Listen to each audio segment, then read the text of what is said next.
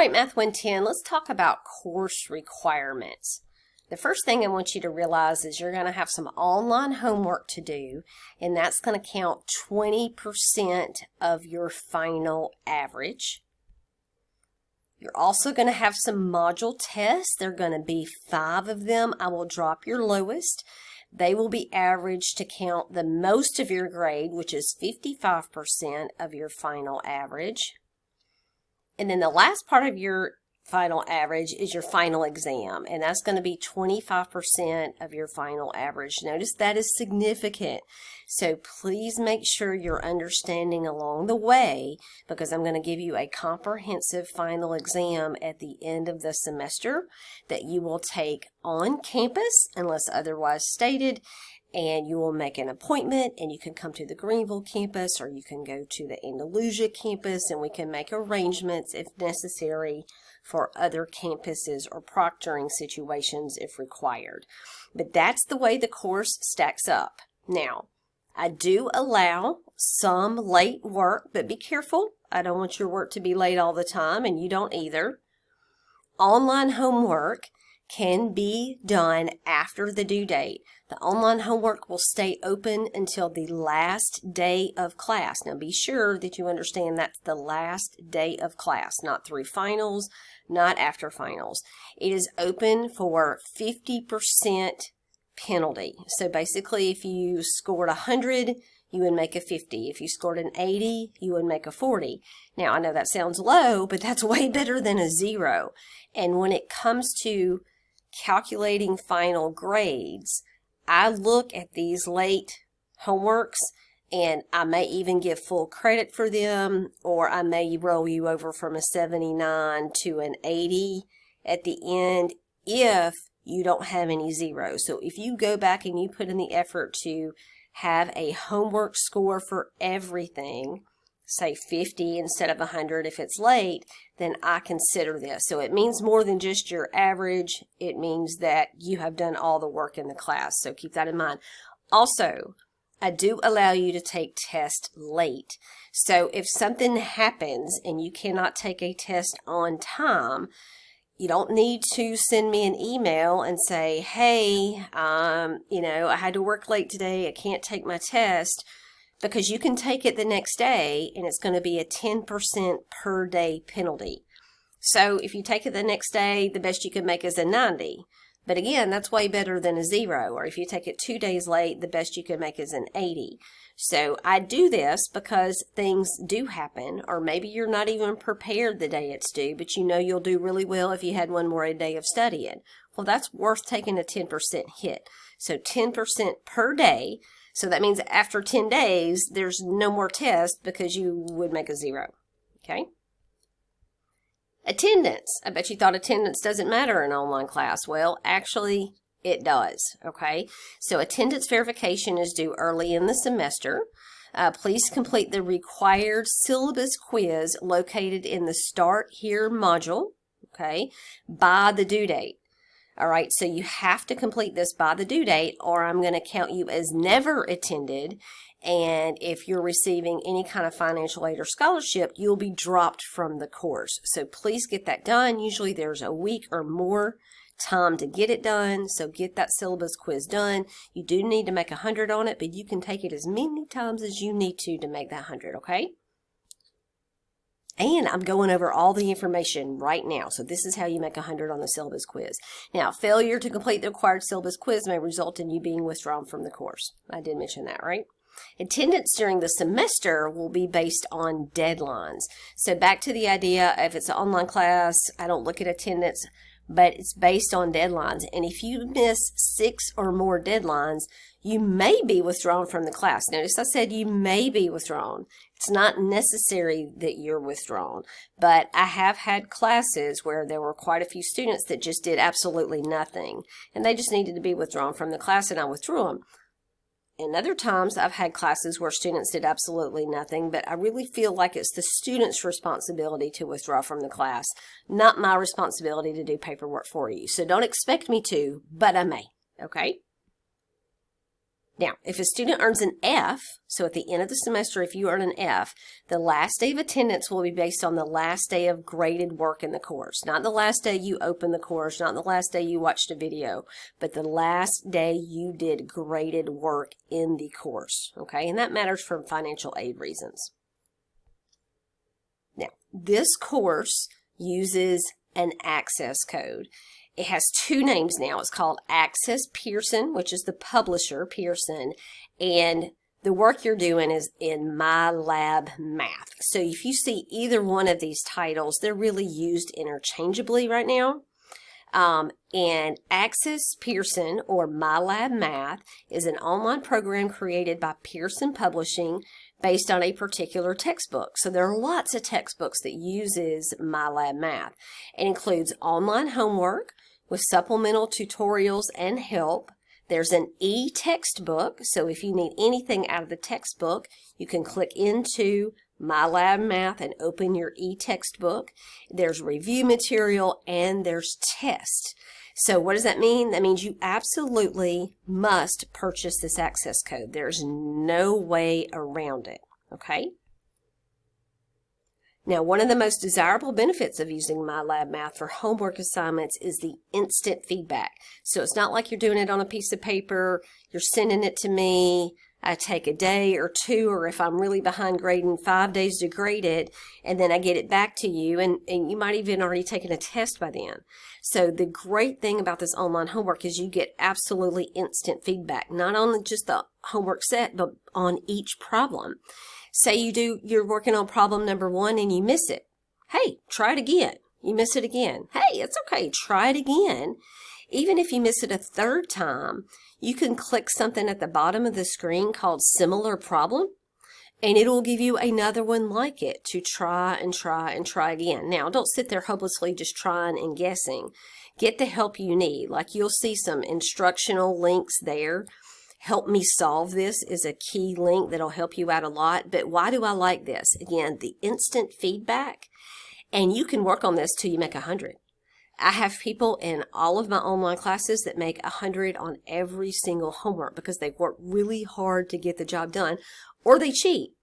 Now, cheating is not helping you at all. It's really cheating yourself. I know you've heard this speech before, but it is the truth. There is no point in signing up for a course if you're not going to put in the effort to do the work, because it's either going to screw you now or later down the road. Okay, so make sure you're really doing this yourself. I know that you can get the answers. They are out there and they're easy to access, but you really need to do this work yourself, because this is what an education is all about. Okay, I'm not going to go down the education speech road, not right now, but please be committed and willing to do this work yourself. You have so much support here. I'm here to help you. There are tutors on every campus here to help you. The tutors in the Greenville Math Lab are absolutely fabulous. So please, please, please get the help you need, okay? And that doesn't mean pulling up AI to get the problems done. Now, back to Access Pearson. The homepage of your course looks very similar to the photo that I have right here, okay? If you'll notice the links on the left, and right there, you see Access Pearson. This is where you'll go the very first time to purchase the access code or either enter a purchased access code. So you click that button, okay? But before I go into that, I want to show you something. Instead of clicking that button, I'll do that again in just a minute, bear with me. I would rather you click this button. So let's go to modules. Okay, now when we go to modules, this is what your page is going to look like. So I had clicked here, and what I want you to take a look at is policies and documents. I had to think about it for a minute. Now really, you have already gotten this far because you're watching a video that's included in the course overview right here, okay? But inside policies and documents, you're going to see, if I click on that, you're going to see a lot of information. You need to look at every bit of it. But what I want you to notice is this guy right here. How to purchase the My Lab Math access code. It's also called Access Pearson. You'll get tired of me saying that, okay? And when you click on that, you will see this document right here. I'm going to go through it super fast. I'd rather you just read it on your own when you have a minute. So the first thing you need to do is select Access Pearson. Remember, I highlighted it just a minute ago and said I wasn't going to go there yet. Number 2, select the only link available, which is Open Pearson. Let me show you what that looks like. Boom, right there. So you click Access Pearson and see this yellow guy down here, Open Pearson. You'll click on that. And the next thing that's going to happen is you're either going to create a Pearson account or you're going to log in to your Pearson account. So if you've ever used Pearson products before, you have created an account. If you have not, then you need to create an account. It doesn't matter what email you use or what password you use. What does matter is you keep up with that email and that password. Okay? All right. Now, eventually, you're going to be taken to a purchase page to purchase the access code. You can purchase the access code using a debit or credit card, or you can purchase the access code through the LBWCC bookstore. Now, I want to let you know right off the bat that the bookstore does cost more than purchasing it online. But if you are a dual enrollment student and your books are covered, you have to purchase it through the bookstore. Or if you have financial aid, you may need to purchase it through the bookstore. But if you could go ahead and purchase it without going to the bookstore, you would get more money in your return check. So if you have questions about that, let me know. You handle it however you need to handle it. Okay, just remember, dual enrollment, you don't get a refund check. So you have to purchase it through the bookstore if you want the state to cover it. Financial aid, you have a choice. You get more money back if you could buy it on your own, but if you don't have the money on hand, then purchase it through the bookstore. Okay? Now, you will enter either the access code or you will purchase it. But now listen, I don't care who you are, where you purchased it, or what kind of student you are. If you are not ready to handle that today, the first day of class, then you need to do the temporary access. Okay? What am I talking about? There is a 14-day, I called it temporary. They actually call it courtesy access. Trying to find it. Yeah, there it is. Please select the 14-day courtesy access. That's at the bottom of the purchase page. So all of you, hey, just select that. And then when those 14 days are up, then you can type in the access code you purchased from the bookstore, or you can pull out your debit card and purchase it online. Okay? But please don't tell me you're not ready to get the code yet, because there's a free temporary 14-day access. All right, if you're having trouble with that, let me know.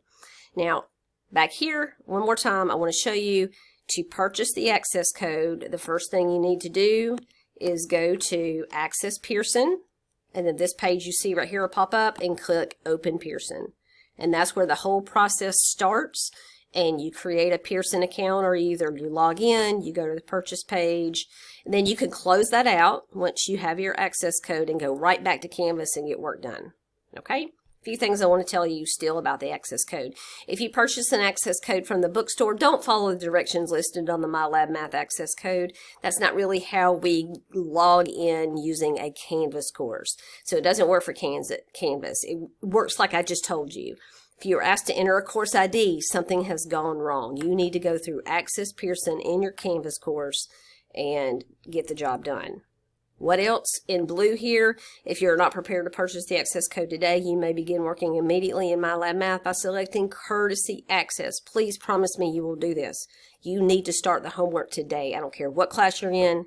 Math 110 is who I'm talking to right now, but you need to start your work today. All right, let's talk about testing. I promise I'll cut this short and then do a separate course navigation video. So testing. You're going to have 5 module tests in this class. They're going to be online through Access Pearson MyLab Math. So they're going to look a whole lot like your homework. So when you're doing your homework, make sure you understand how to do it. I will give you some reviews, some practice tests to get you prepared for the test. And then you do these online tests through Access Pearson. Tests will be proctored using a webcam. So I need to see that you know what you're doing. There's no notes, no books, no outside technology, and we're going to make sure of that. Okay. You're going to be required to use a Google Chrome browser. Okay. So no Firefox and nothing else. You just have to use a Google Chrome browser. Why? Because we're using HonorLock, which is an extension of Google Chrome. So that's why you have to use a Google Chrome browser. Tests require a desk or a table free of everything. So no testing on the floor, no testing in a bed. You need either a desk or a table. It needs really nothing on it except maybe a calculator, 2 or 3 pieces of blank paper, pen or pencil, whatever you prefer. Okay? What if there's something small sitting on it? Okay, maybe okay, but really everything needs to be cleared off your table or your desk. And here's the kicker. Tests require a full-length mirror set up behind you. I know that sounds crazy, but we've got to do this, okay? Because it is not fair to students who work really hard and study for their math tests compared to students that just cheat. And there are ways to cheat on math tests out the yazoo just using a regular webcam. So we're going to set up a mirror behind you, okay? A cheap one. I bet most of you already own one of these guys. It might be nailed to a door or something. So I promise you they cost $7 at Walmart. But you have to have a full-length mirror set up behind you. I'll give you more information about that later. And finally, the lowest of the 5 module test scores will be dropped. So if you have, if one of your 5 tests is really, really bad, that's okay. We're going to drop it. Now, about that full-length mirror, here's what I mean. Here's an example right here at Walmart. They cost $7. They are not fancy. Notice 13 by 49 inches. My daughter has one nailed to her bathroom door. I think hers is pink. But this is what I mean, okay? And you're going to have it propped up behind you while you test. I will give you more information before your first test about this mirror situation, okay? Now, if those guidelines are like, I'm not setting up a mirror behind me, that's okay. You can come to campus and take tests. I have a math lab in the Greenville campus. There's a math lab in the Andalusia campus. That is not a problem at all. You are totally allowed to come to campus to take tests, okay?